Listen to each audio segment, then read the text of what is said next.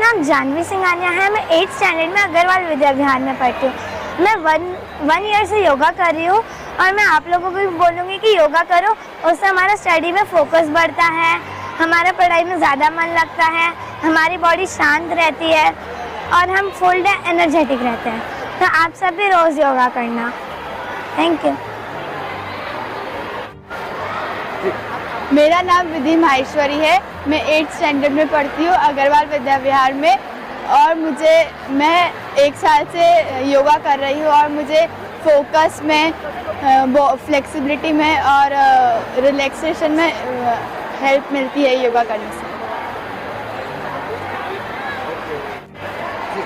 મારું નામ દક્ષ પંડ્યા છે।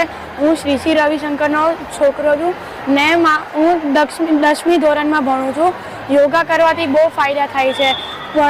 ભણવામાં કોન્સન્ટ્રેશન પણ વધે છે ને હું બીજા બધા છોકરાઓને પણ કહું છું કે તમે પણ યોગા કરો ને આપણી હેલ્થને વધારો। Thank you. હું 5 વર્ષથી યોગા કરું છું।